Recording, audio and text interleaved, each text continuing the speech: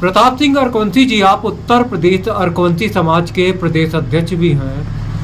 कुछ दिन पूर्व आपने ओबीसी आरक्षण को लेकर बयान दिया था।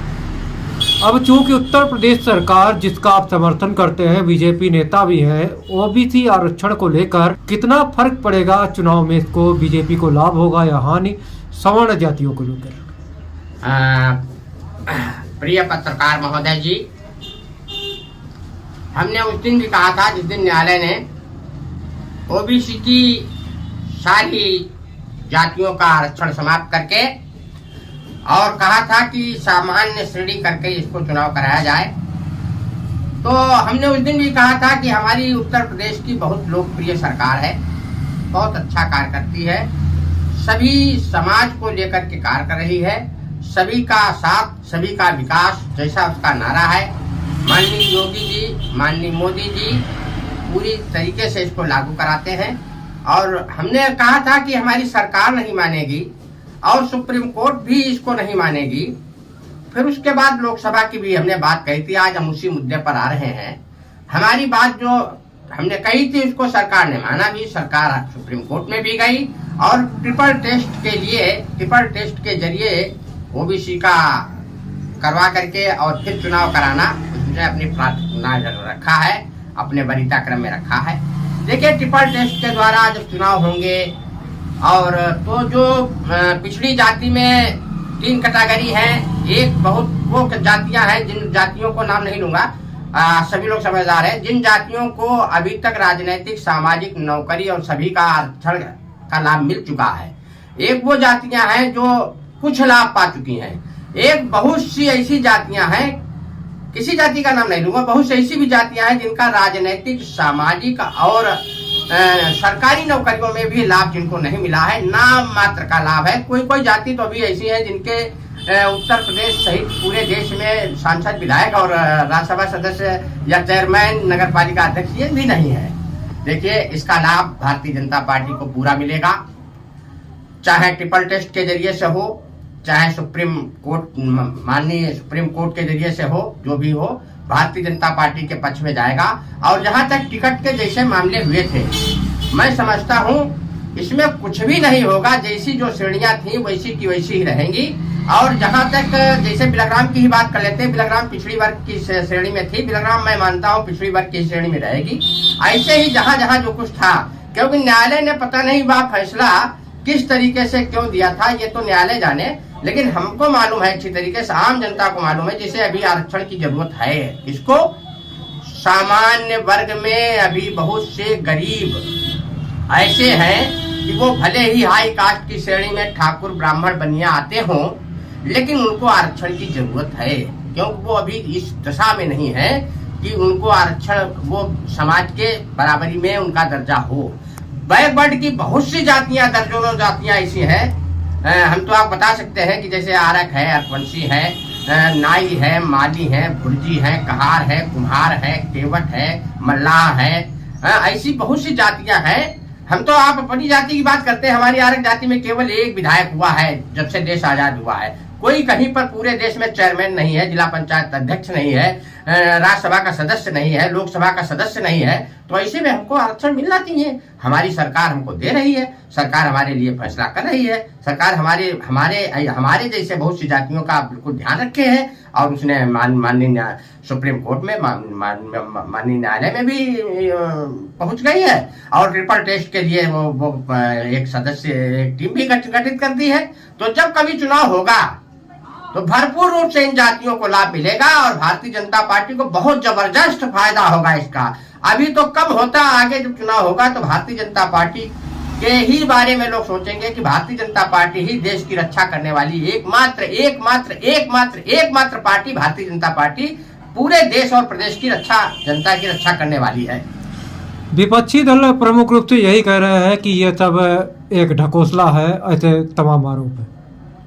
देखिए, ढकोसला विपक्षी दल की हम बात क्या करें, विपक्ष तो कभी कभी तर्क विहीन बात करता है।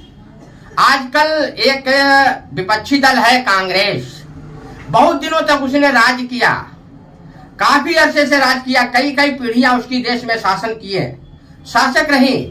और आज उसका एक नौजवान उल जलूल हरकतों को करने के साथ में ऐसी हरकतें जो हम आप जैसे मीडिया के लोगों पर कह नहीं सकते। आप लोग देखते होंगे ट्विटर पर कि भारत जोड़ो यात्रा में एक नौजवान, बूढ़ा नौजवान बहुत भारी दाढ़ी रखा है, कभी किसी लड़की को चिपटा लेता है, कभी किसी बहन को अपनी चिपटा लेता है, कभी किस करने लगता है। हमने एक दिन अभी वीडियो एक देखा कि एक सभा में वो किस कर रहा है और वो भी अपनी सगी बहन को। मेरे ख्याल से भारतीय संस्कृति का इतना बड़ा उपहास आज तक मैंने नहीं देखा।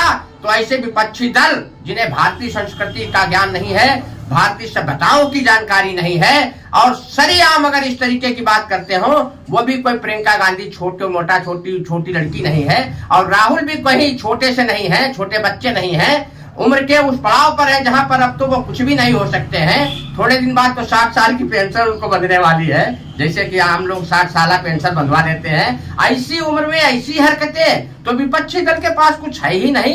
विपक्ष कोई भी हो, देखिए कांग्रेस के पास कुछ नहीं है, सपा के पास भी कुछ नहीं है, बसपा के पास भी कुछ नहीं है।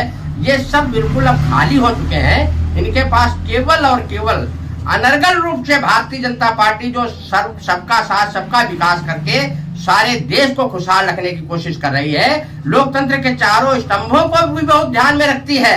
माननीय न्यायालय जी ने जब कहा कि ओबीसी का आरक्षण वो कर रहे हैं तो उन्होंने कभी टिप्पणी नहीं कोई की और चुपचाप सुप्रीम कोर्ट चले गए, एक पैनल भी बना दिया और पैनल के जरिए से ट्रिपल टेस्ट का भी काम चल रहा है, बहुत तेजी से चल रहा है। तो विपक्षी दलों को हम ज्यादा महत्व नहीं देते हैं। अगर ज्यादा महत्व देने वाली बात होती तो विपक्षी दल आज इस हालत में होते ही क्यों। आप ये बताइए, कांग्रेस को लेकर आपने बहुत सारे आरोप अभी इस पे लगाए हैं, तो कांग्रेस की भारत जोड़ो यात्रा में जो ये भीड़ है, क्या ये जनाधार नहीं हो सकता है क्या कांग्रेस का? हमने देखा है, एक हमारे बिलग्राम से एक नेताजी कभी एक रैली ले गए थे। जब उस रैली में लोगों से पूछा गया, मीडिया के लोगों से पूछा गया, वो भारतीय जनता पार्टी की रैली नहीं थी, विपक्षी दलों की रैली थी और बिलग्राम से भी कुछ लोग गए थे। तो हमने जब वो लोग लौट करके आए, हमने कहा भैया क्या रहा कल की रैली में, क्या रहा, कैसा क्या रहा? बोले हमको 200 रुपए मिले थे और 200 रुपए मिलने के बाद में ये खाने का पैकेट मिला था, यही गाड़ी पर ही दे दिया गया था, 200 रुपए दे दिए गए थे। देखिए हमारे यहाँ पर एक ऐसी बात है कि चुनावी मामले हो चाहे रैली का मामला हो, हम बिलग्राम में भी देखा करते हैं, बिलग्राम में भी ऐसे वोटर हैं जो पैसे के लालच में आकर के 100, 200, 1000, 2000 के लालच में आकर के लाखों और करोड़ों जो सरकारें बदलती है, जिनसे व्यवस्था बदलती है, अपने उस मताधिकार का मतलब उपयोग करना नहीं जानते, अपने मत की जो है वो कीमत नहीं समझते हैं। तो ऐसे लोगों की भीड़ है और वो धीरे धीरे जागरूक हो जाएंगे। हम जैसे लोगों के बीच में मिलेंगे, आप जैसे लोगों के बीच में मिलेंगे, जब आप उनको बताएंगे मत का एक कीमत बहुत जबरदस्त होती है, आपके एक मत की कीमत 1000, 2000 रुपए महसूस के जरिए से जो दी जाती है वो नहीं है, एक खाने का डिब्बा नहीं आपकी मत की कीमत का है। उस दिन से ये इन लोगों के पास से हट जाएंगे और आप ऐसे भी महसूस कर लें, मैं तो दावे के साथ कहता हूँ, ऐसे महसूस कर लें कि किसी जमाने में बहुत भीड़ हुआ करती थी कांग्रेस के पास में और दलों के पास में, आज क्या है, भीड़ ही तो रह जाती है, वोट कहाँ चले जाते हैं। वो आजकल मतदाता बहुत होशियार है, ये भीड़ के लिए क्या अब जैसे देख रहा है कि राहुल गांधी जी आधे कपड़ों में सर्दी में, ऐसी सर्दी में वो एक टी शर्ट पहनते हैं, टी शर्ट पहनकर चल देते हैं। तो भीड़ इसलिए भी जा सकती है, जैसे भीड़ कभी कभी कोई नेता हेलीकॉप्टर से आता है तो पूछो भैया काहे आप आए थे, बोले हेलीकॉप्टर देखने आए थे।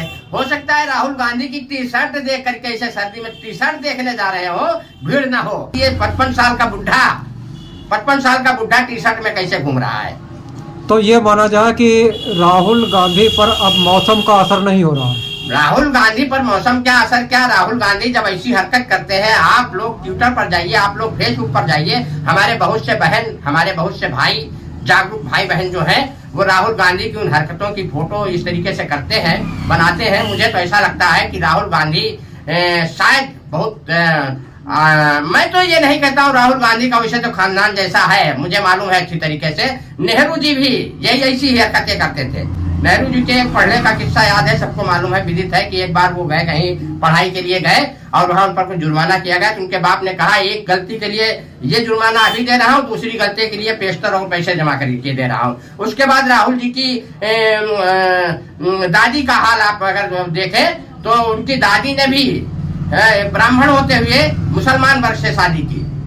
उसके बाद आप उनके बच्चों को और देखें, राजीव जी को अगर देखें तो राजीव जी जो थे एक पायलट, बहुत अच्छे पायलट थे और ईसाई धर्म से शादी की। अगर उनकी एक लड़की को देख ले, वो मेरे देश की बहन भी है, मैं अपमानजनक कोई बात नहीं करना चाह रहा हूँ, लेकिन उसे हिंदू धर्म में कोई ब्राह्मण वर्ग में कोई लड़का नहीं मिला, किसी और हिंदू जाति में कोई लड़का नहीं मिला, वो एक किसी ईसाई के साथ चली गई। तो अब राहुल जो है वो जरूर हरकत कर रहे हैं। तो मेरे ख्याल से इस खानदान का तो मामला अब जो वही है कि इसकी नैया को तो भगवान ही पार करे, नैया क्या पार हो जाए, नैया अब रही है कहाँ है उनके पास। भीड़ तो न जाने, भीड़ तो अभी कहीं दो कुत्ते लड़ पड़ते हैं तो भीड़ उसको भी देखने लगती है। भीड़ अभी कहीं कोई अजूबा हाथी निकाल दीजिए, आपसे ऊंट निकाल दीजिएगा, अगर कोई ऐसा जानवर निकाल दीजिए जिसको जो जल्दी न दिखाई देता हो, अभी भीड़ उसको देखने के लिए जमा हो जाती है। तो भीड़, ये भीड़ से और मतदाता से और वोटर से कोई लेना देना नहीं है। भारतीय जनता पार्टी के साथ में समर्थन है अच्छी तरीके से, पूरे देश का है और पूरे विश्व का है, क्योंकि भारतीय जनता पार्टी ही भारत का पक्ष अच्छी तरीके से रखने में, भारत को विश्व गुरु बनाने में माननीय नरेंद्र मोदी जी, माननीय योगी जी और हमारे भारतीय जनता पार्टी के सभी लीडर इस समय लगे हुए हैं। और मैं समझता हूँ बहुत जल्दी भारत जो है विश्व गुरु की ओर अग्रसर हो रहा है, बनने की ओर अग्रसर हो रहा है। विश्व गुरु भारत बनेगा भी, माननीय मोदी जी बनाएंगे, माननीय योगी जी बनाएंगे, इन्हीं के कार्यकाल में भारत विश्व गुरु बनेगा। हमको भी पूरी हम नहीं जानते थे कि राम मंदिर बन पाएगा, धारा 370 हट जाएगी, हमको नहीं पता था, हम नहीं कभी उम्मीद किए थे, हम नहीं जानते थे कि मथुरा और काशी के प्रकरण हल हो जाएंगे। लेकिन हमारे माननीय मोदी जी, हमारे माननीय योगी जी ने, इन सब लोगों ने और हमारे लीडर जितने हैं भारतीय जनता पार्टी के, बहुत अच्छे अच्छे लीडर हैं, विद्वान लीडर हैं, उन्होंने सब ये किया है। तो भारत विश्व गुरु की ओर अग्रसर होने जा रहा है माननीय मोदी जी के, माननीय योगी जी के नेतृत्व में। और बाकी ये लीडर, ये तो मदारी की तरीके से, जैसे एक मदारी होता है वो तमाशा दिखाने के लिए क्या करता है कि तमाम डुडुरिया बजा करके बंदर नचाता है, कहीं कहता है सांप और नेवला की लड़ाई दिखाएंगे और उसके बाद मंजन की एक डिब्बी में बेचने लगता है, मंजन खत्म हो जाता है तो लोग कहते हैं सांप नेवला की लड़ाई दिखाओ, कैसा मंजन खत्म, नाटक खत्म। ये विपक्षी दल भी यही कर रहे हैं और विपक्षी दलों को कोई खास भूमिका नहीं है।